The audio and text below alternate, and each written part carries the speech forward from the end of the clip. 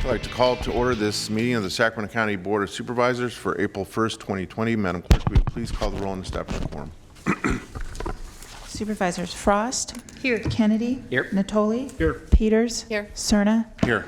And you have a quorum. Thank you. This meeting of the Sacramento County Board of Supervisors is cablecast live on Metro Cable 14, the local government affairs channel on the Comcast, Consolidated Communications, and AT&T Uverse cable systems. The meeting is closed caption and is webcast at sacmetrocable.tv. Today's meeting will be repeated Friday, April 3rd at 6 p.m. on Channel 14. This meeting is also broadcast live on KUBU Radio on 96.5 FM. A DVD copy is available for checkout from any local library branch. Members of the audience wishing to address the board may fill out a speaker slip and hand it to staff. Please take a moment to silence your electronic devices at this time. Great, thank you. Will you please rise and join me in the pledge?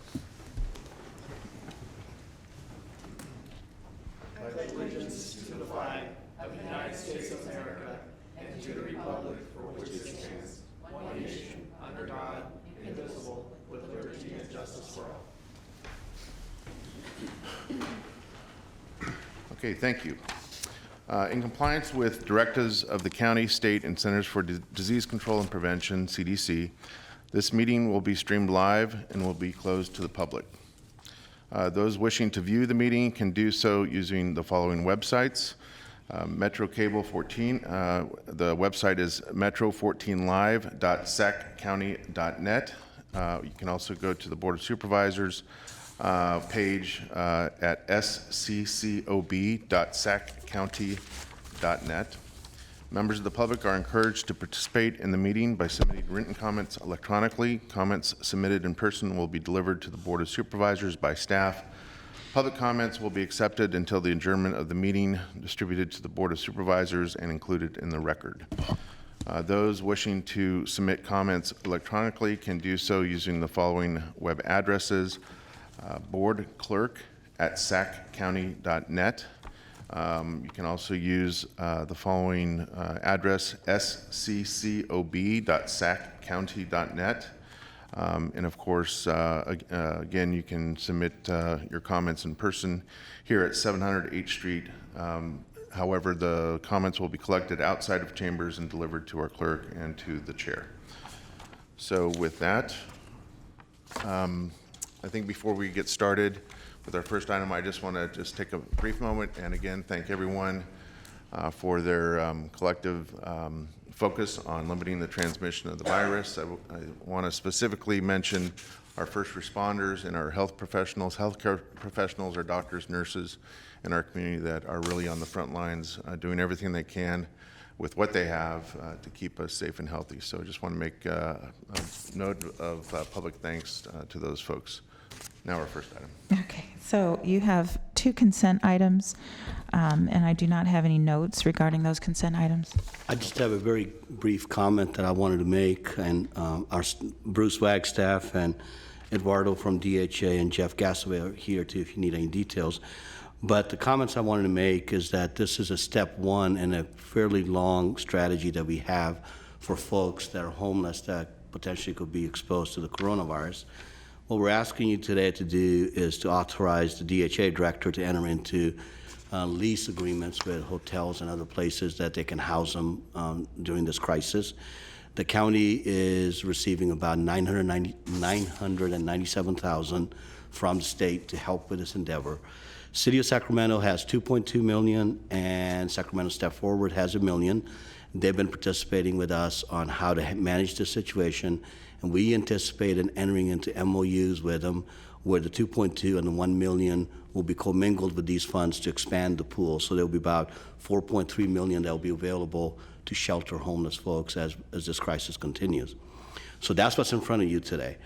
While this is going on, the federal government has also indicated that they're willing to put some CDBG and emergency service grants to local jurisdictions. They're still working through the details. We could find them as quick as next couple of days, or it could take 2 weeks. Our intention is that if we find out in the next couple of days, is that we will come back to you next Tuesday, have similar type conversation. This is about money this is what's eligible for with our recommendation, and get board input. Is that the direction you want us to go in? So whenever we're ready, we'll bring that forward to you. If it will be on the agenda for Tuesday, but if we do not have the information, we'll just continue the item for a further date. I do have a couple of supervisors queued up here to speak to this item.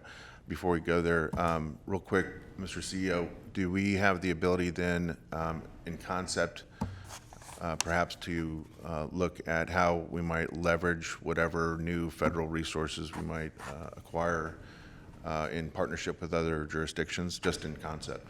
Correct. And they're all participating with. The City of Sacramento will be potentially receiving funds too, so that will be in concert with them if they want to do the same program as we do. Very good. Supervisor Tully? Yes, thank you, Mr. Chair. Now, a couple questions. One being that the money, as I understand it, will be available for testing. And if we're bringing folks into a shelter setting, I guess I would be very interested to know what is the protocol for folks that we're going to house in a communal situation. For example, I heard on the news last night, I don't know, maybe you can elaborate on it, Bruce, that we brought additional beds in at Mather. We have individual living quarters, but we also have communal dining facilities there. I don't know what we're doing around that, but I would hate to see us, by virtue of housing folks, that we then bring in, folks who may be infected, either or carriers. And again, I know testing turnaround isn't all that quick, but I guess I'm curious about, so what are we going to do? And even with the hotel-motel situation as well, because you may mix populations with others who, still are traveling or they're on an intermittent basis visiting this community or whatever, So Supervisor, thanks for the question. Yeah. Bruce Wagstaff, Deputy County Executive. The whole purpose here, of course, is to mitigate the spread of the virus. And as Dr. Bielenson would say, this is a very key part of our effort to mitigate the virus from spreading more than it already has. So to the extent you're dealing with the homeless population, yes, if you're dealing with somebody who's tested positive, you do have to, that's why we're looking for hotel rooms and things where those people can be isolated with quarantine, supervised by providers, and that sort of thing. But the whole idea here is to provide that separation so that you're not contributing to the spread of the virus. So wherever we put these people, and our focus is on those who have tested positive or who have been exposed to somebody else who's been tested positive. In particular, the vulnerable population, as Dr. Bielenson has talked about so many times, the over 65 and those with chronic medical condition, and then those who have tested positive who might not be in the vulnerable population. But to your question in particular, every effort would be made to keep folks separated so that we live up to the real purpose of what this is all about to begin with, okay? As to Mather, Supervisor, Yeah. It's been in the mix for discussion. Our focus right now, and what's before you today, is for the authority for DHA to move forward with their lease discussions with motels, okay? But as Nav said, our intent is once we get the federal dollars nailed down, that we can be back before you and lay this whole thing out for the use of all the different funding sources. We hope that's next Tuesday. Bruce, it was reported on the news, again, maybe it was erroneous, but that they delivered more beds or cots to Mather for accommodating homeless. I mean, that's more than being in the mix. It sounds like it was already a done deal. Well, there's been some cots delivered that are being stored there, Supervisor. Okay. But there has been no decision about how best to use that equipment. Okay. That's what part of the group is looking at. Okay. But yes, there was a request, and state OAS was responsive to that. Okay. Again, I just got a bits and we're inundated with a lot of news on this, and so back to the testing though. So I've talked to one of the providers who, well known to folks in this room, and again I won't call them out, but the concern is that they have a population already that they're being very careful about either testing provisions and or sanitary conditions for those that are in shelter. Right. And there would be a willingness, as expressed by them, to maybe accommodate some additional bed space for folks, but concerned that because one thing if you know they've tested positive, but that you introduced it into already a cloistered Right. situation. And so I think they would like to know that there were either test kits available or some testing regime that would allow them to be a partner in providing some of the beds in habitable space for folks. But they need to have those assurances. And they're not the only provider. This one obviously has a number of folks, including children, so you might guess who that is. But I want to know about that. So what is the... So there's been regular interaction with the providers of our homeless community supervisor through conference call, obviously. But anyway, was just one the day before yesterday, as I recall. Talking about the equipment they need, the supplies they need. As to testing, as Dr. Bielenson has said, we've been limited in the number of test kits we've had generally. Right. And that's getting better. Peter was advising me last night about additional testing possibilities. So more and more folks are being tested, including more of the homeless.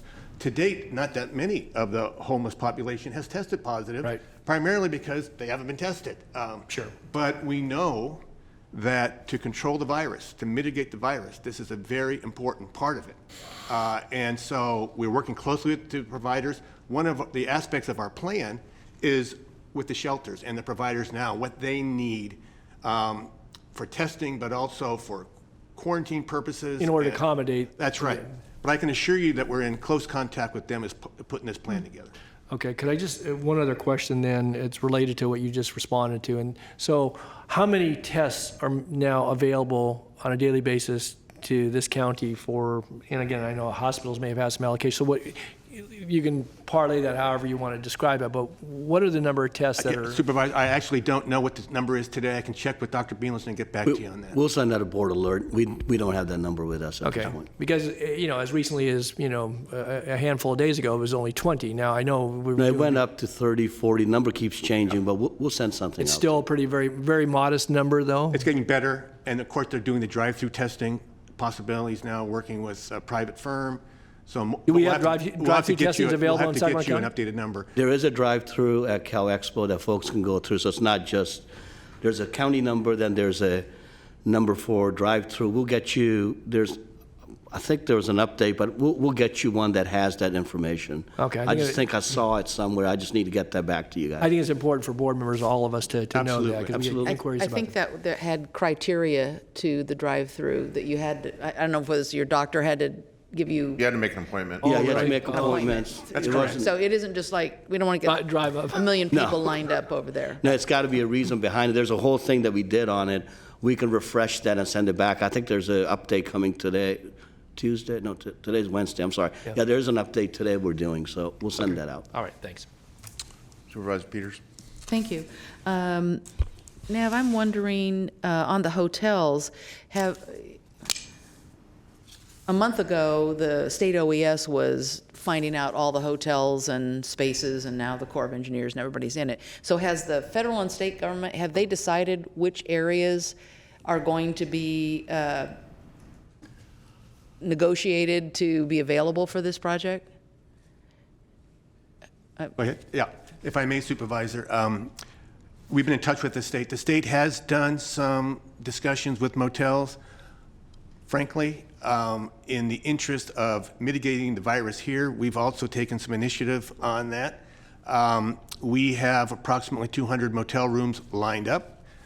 We're in regular contact with the state, though, and frankly, the rate we've gotten for those rooms is Well, that's better the for our other- that was my purposes other than what they question were is- talking about. Is But the in any negotiated event, rate? yeah, so we've got about 200 rooms lined up, but the plan here is not to make commitments for all those rooms right out of the gate.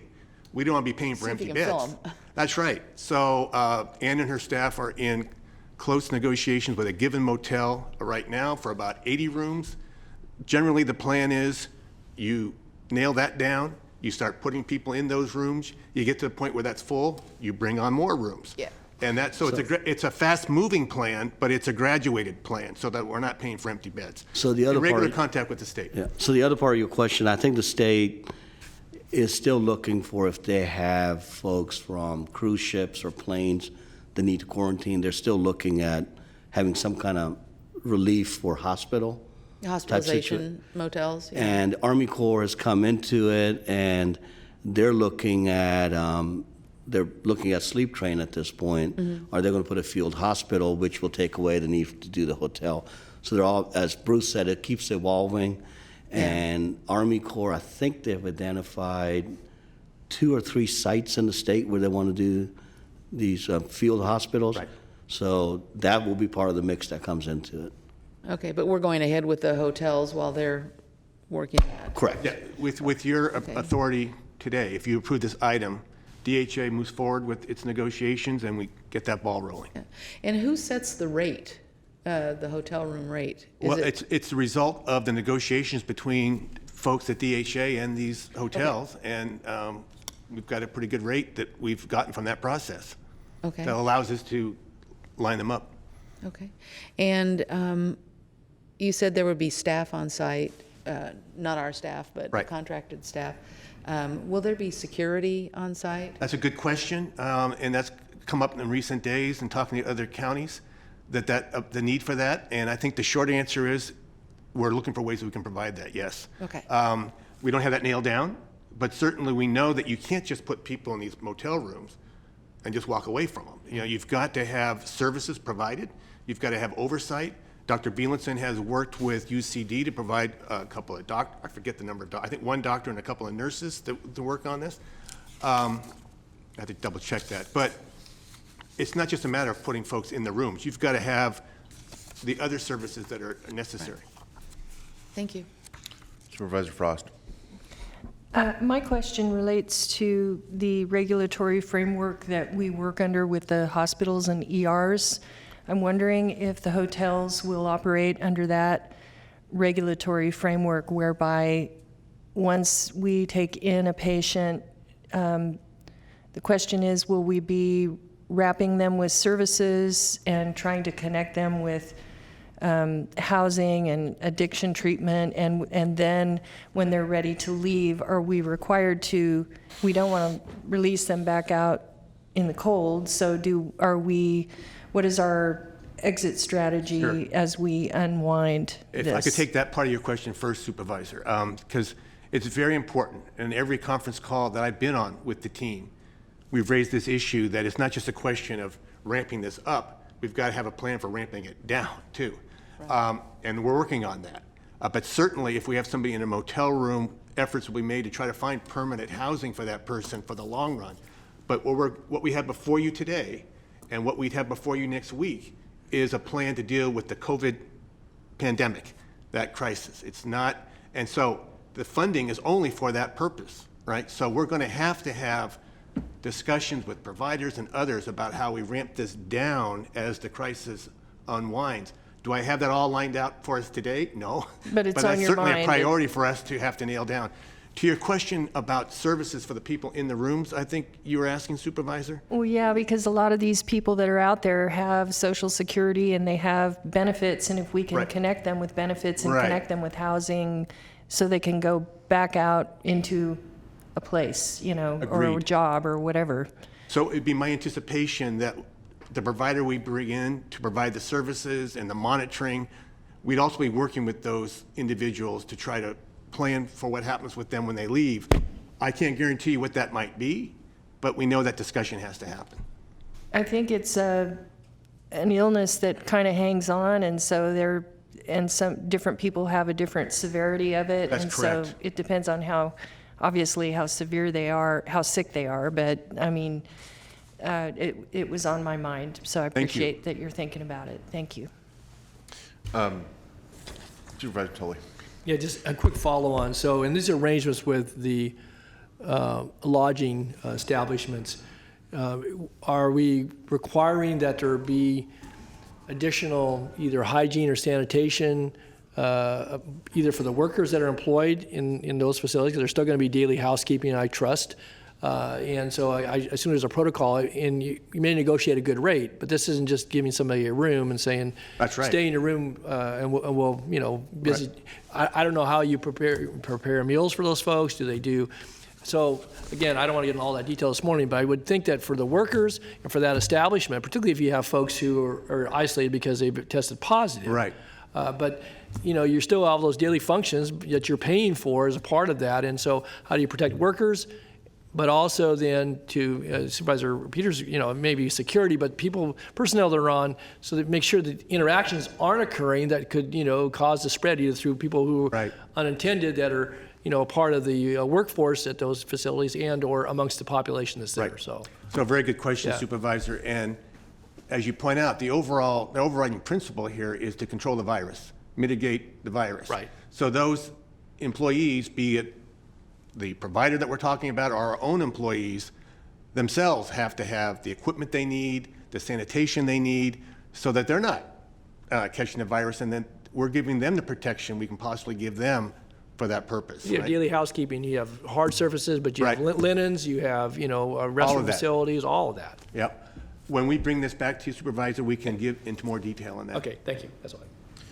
Thank you. I had a question as well about kind of generally our approach to how we're accommodating those that are unsheltered during this crisis, and it relates to those facilities, those spaces that are actually either our assets that we own, that the county owns, or that we lease.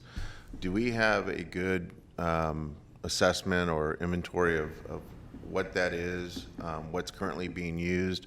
For instance, North A in the River District, and what might be deployed in the short term to Yes. complement the motels, hotels?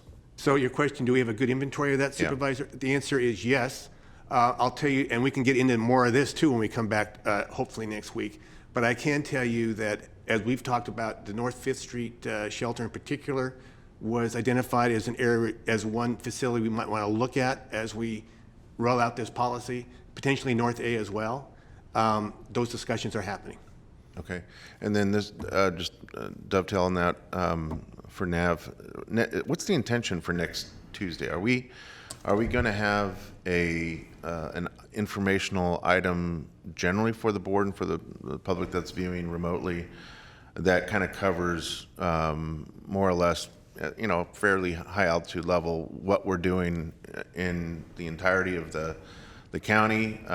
It's obvious you're getting a lot of questions from us individually, and they're great questions. They're appropriate questions. But I'd like to maybe get a preview of coming attractions for Tuesday. Yeah, it's going to be two-pronged. If we get the federal money and we get confirmation what the number is, the actionable item that will be in front of you will be to accept that money. Okay. To bring that in. Then what we anticipate at that point is we would have, at that point, all the money that's been available to help with this crisis with homeless. And as Bruce said, we want to lay that out for you to say, this is what we're doing. If we're working with the lodging establishments, we can procure X amount of rooms. This is what we can do with it. And if there's other things that the federal money allows us related to this, is to have that dialogue with board members. Is there anything else that you had in mind to let us know about it, rather than us just going on one path? So it's two-pronged on that one. We want to lay out, if we used all the money, and if it's for 90 days, this is what it will look like with the lodging establishment. How many rooms can we get to?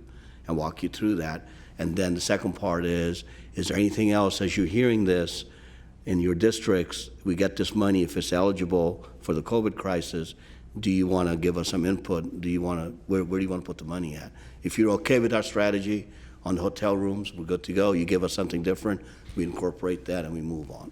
Okay, great. Thank you. I do have two written public comments. I believe both were submitted electronically for item number 1, no comments for item number 2. If there are no further questions by board members, that entertain a motion, it's time for consent. Move it. Moved by Supervisor Peters, second by Supervisor Kennedy. Please vote. Unanimous vote. Thank you. Thank you. Next item, please. Mr. Cerna, did you want to take your off agenda, or do you want to wait? Sure. Why don't we do we only have one off agenda. You want to read it into the record? Sure. Hello, my name is Jeff Durbin. I appreciate the chance to write you and have my statement read at the next Board of Supervisors meeting. I am a resident of Sacramento County.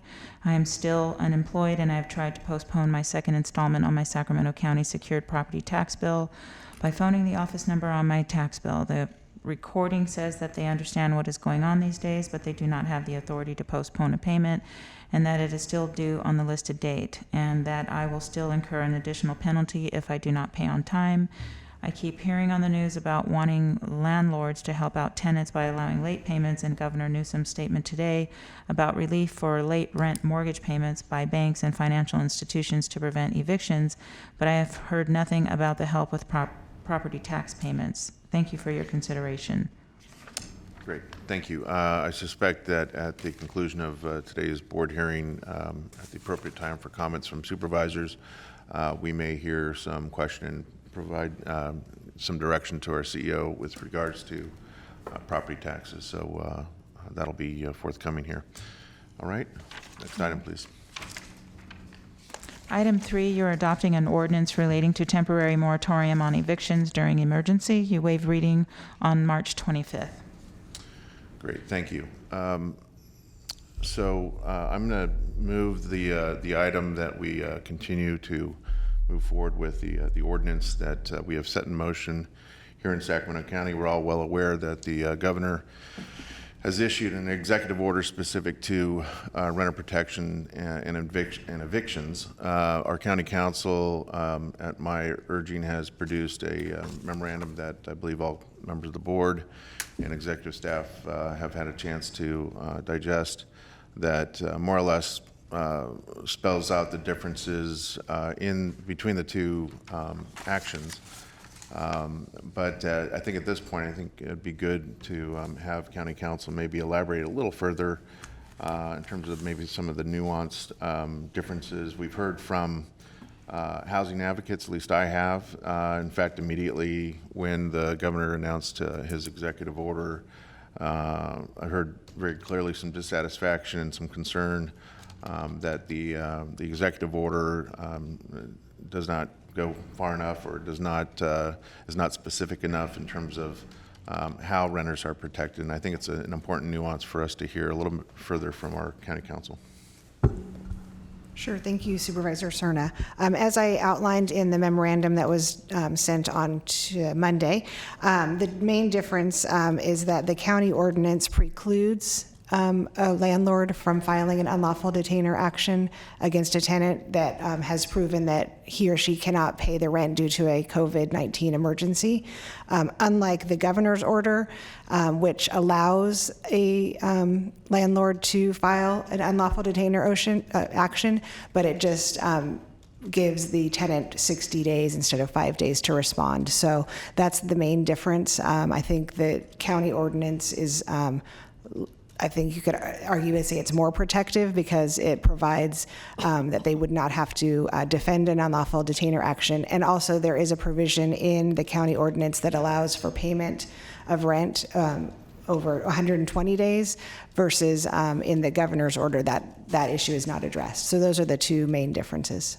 Thank you. And then one last question before we go to other members here. Am I clear? Is it my understanding that cities and counties can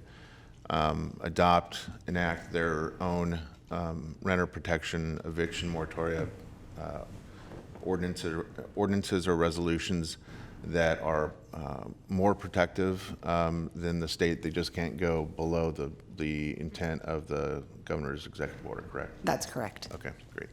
Supervisor Frost. So do I understand correctly when I say that I'm interpreting this as though the owner of the property will not be able to file an unlawful detainer until the 120 days is up and they have not paid? Do they have up to the last 120 days to catch up on the rent prior to? I just want to make sure I understand how that works. Yeah, if the county passes this ordinance, again, it's not effective till May 1st, so that's another distinction between the governor's order, which is effective immediately. Sorry, forgot that part. A property owner could file an unlawful detainer action as soon as the emergency is over. So that may or may not be 120 days or not, but under the county ordinance, they would still have 120 days to pay the back rent. So it doesn't prevent them from filing once the emergency is over, but It prevents them from finalizing the Correct. process. Right. Cute, thank you. Supervisor Peters. Excuse me. Thank you. When we were last discussing this ordinance, one of the primary things I asked was that the order come from the state so that it would be fair and equal to everyone.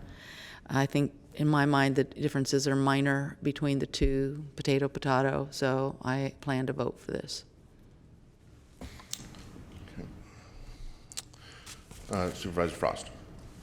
I guess I should just go on record as I plan to oppose this ordinance. I feel as though it's for the same reasons I have expressed before, to push the burden onto the owners. Only compounds our problems, and therefore I'm going to oppose. Okay. There is a motion on the floor. I didn't hear a second. There's a second by Supervisor Kennedy. I will mention for the record that I am in receipt of one comment for item 3, this item that was submitted electronically. Any further questions or comments by members? If not, please vote.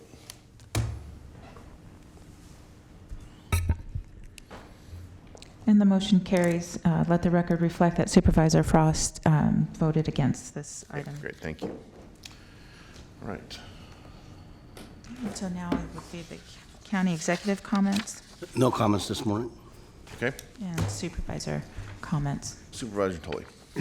Yes, thank you, Mr. Chair.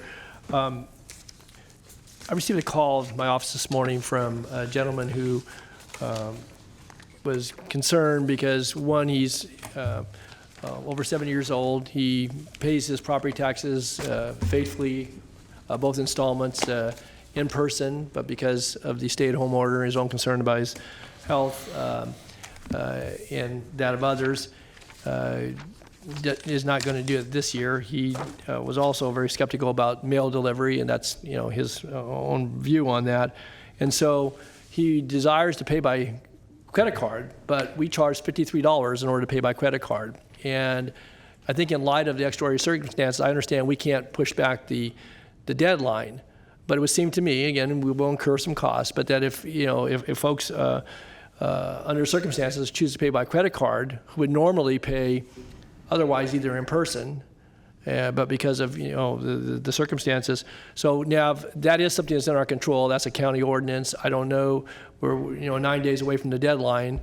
But for those that would otherwise pay in person, but would choose to pay by credit card, I guess my question is do we have the ability to waive that fee? I know the banks collect it. They act as the intermediary, but What I'll do is I'll talk to our finance director if we have the ability. Let me discuss that with him. And Okay. if he can waive it, or what can we do? okay, but it would need to be pretty quickly in order to get the message Yeah, out. the minute So- we get done, I'll go find him. And I was going to say, Nav, if that wasn't under your, his authority or your authority, if you needed to bring something back to the board, I'd be willing to consider that. Again, I don't know what the implications would be. I don't think we're going to have thousands of folks pay by credit card, but We can look at it. If we need to, if we do it and I need a retro, I can bring it to you. I don't think you guys would scold me too much if I did that. okay. Well, I know that this is rolling out very quickly. It is. And the other thing is that that one came to light this morning, but the question about other licensures that the county either has in place, business licensing renewals, other environmental management department, Utility fees. utility fees, some of those things where we have the ability. Again, we'll certainly have to make it up in the budget, but nonetheless, with those enterprises under utilities and so forth, where folks are having difficulty that might otherwise pay either in person.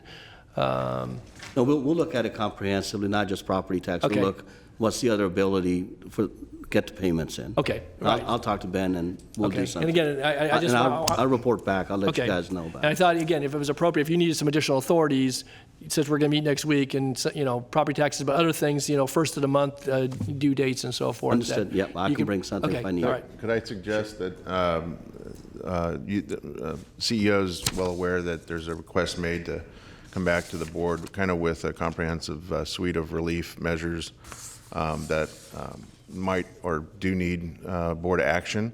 So if there is anything in kind of that space that he and his staff think that we need to deliberate and formally take consideration of, I'd like him to include it in that context.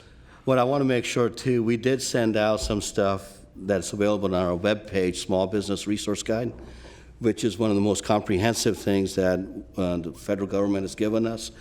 It has payment protection loans. It tells you how to apply for a loan and the process, small business, fewer than 500 employees. So it's on our webpage, and I would respectfully ask for board members that do social media, if you could push that information out for us.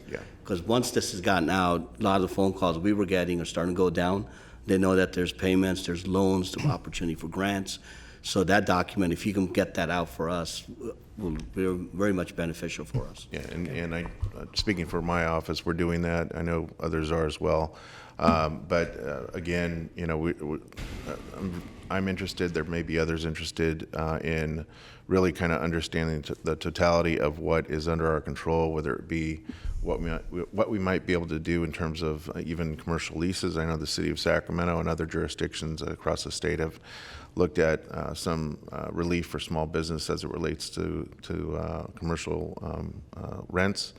But that's what I was really driving at a couple times now that I've mentioned in previous board hearings, because I think it's incumbent upon us to really leave no stone unturned in terms of exploring those things that are under our direct control that we can do to give our constituents the relief that they need and deserve in a time that's unprecedented in terms of the impacts that they're encountering.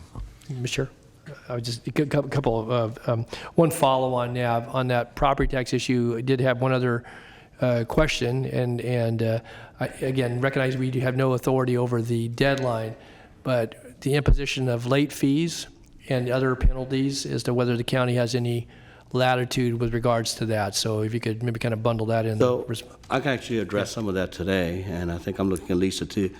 We do have under circumstances right now the tax collector can do it. They work individually with folks that can't do it. So that authority does vest with us, but there's criteria as we go through. Okay, so you'll give us some more information about what that would entail, if it's case-by-case basis or? It's a case-by-case right now.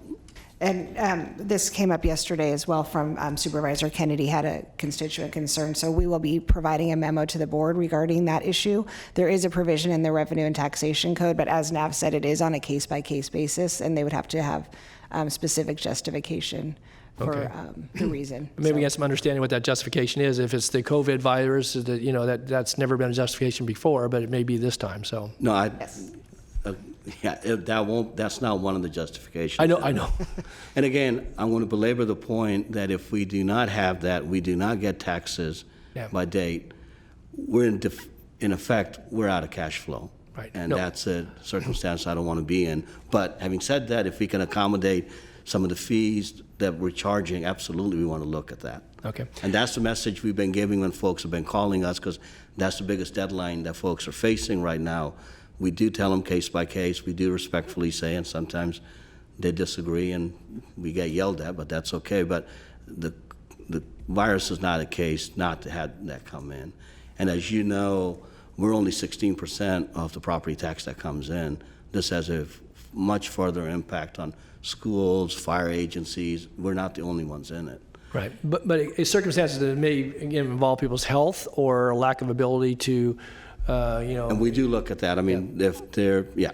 No, I get it. I understand. I know you do. Okay, good. And I just wanted to pass on, you know, last comment here. Kudo, I was invited to join a conference call this morning, and maybe other members have been or will be, but just related to the construction and building industry and folks who are involved both in construction activities, but certainly suppliers, and they were very complimentary of Sacramento County, so Mr. Hartwig and you, Mr. Gill. I know they said that somebody had spoken to you yesterday regarding, one, our health order, which has provided that to be an essential service to allow construction ongoing, but secondly, that just our ability to keep you know, permitting as well as inspections, you know, continue those activities in the field, again, taking proper safeguards and so forth for our employees, but also obviously encouraging the industry, which they pointed out to me a number of things they're doing, both on site, but as it relates to folks who are employed in the various crafts and trades.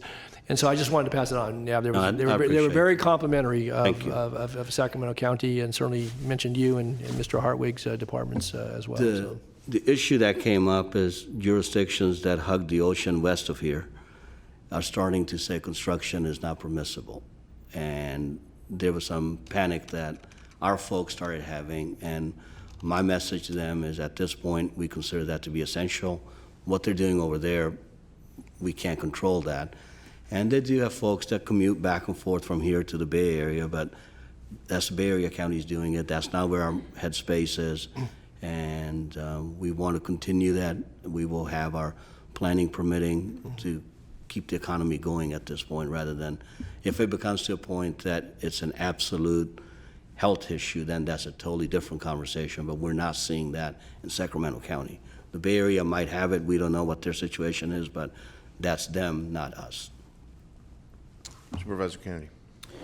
Thank you for that, and I really appreciate that position, because I think shutting down the economy right now would not be advantageous to anybody.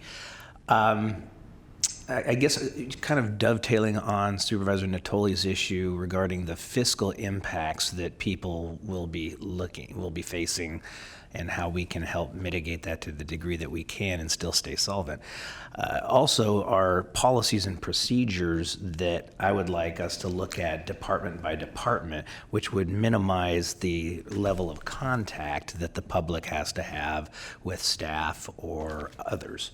As just an example, a constituent contacted me because they had home birthed a baby, and in order to get that baby registered and get a birth certificate, if you're home birthed, we require one of the two parents and the child and even the midwife to come in to get that child registered. Now, there is a whole lot of public contact that is totally not necessary in my mind. So that's just one example. I'd like to look at where we are looking department by department at policies in which we can limit public exposure during this time. Absolutely. Thank you. Okay.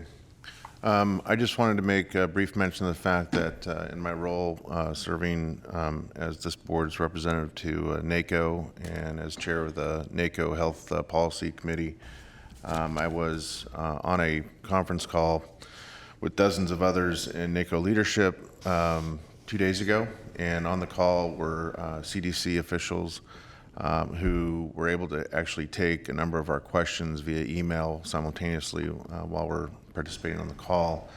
I submitted a couple of questions, one being specific to testing infrastructure and when counties across the country can expect any noticeable change in the mass availability of complete test kits. I know some of them have been incomplete, and unfortunately, there wasn't much new information that the folks from CDC that were on the call contributed. But I think they're well aware that it's not just this county; it's the other 3,068 counties across the country that have the same concern and interest. I also asked a more pointed scientific question relative to what data or emerging information there is about the development of antibodies in patients that have had COVID-19 that are recovered, and whether or not there's any noticeable kind of defense similar to the ones that we experience when we have seasonal flu. In other words, you get the flu once, and you're more or less, your body's more or less has a defense against that same flu strain. And they're very cautiously optimistic, but I think they mentioned that it's somewhere in the 90% plus range that those that have had COVID-19 are showing a likelihood that they do have that defense. So that's a bit of good news. Okay, if there's no further questions or comments by the board, we are adjourned.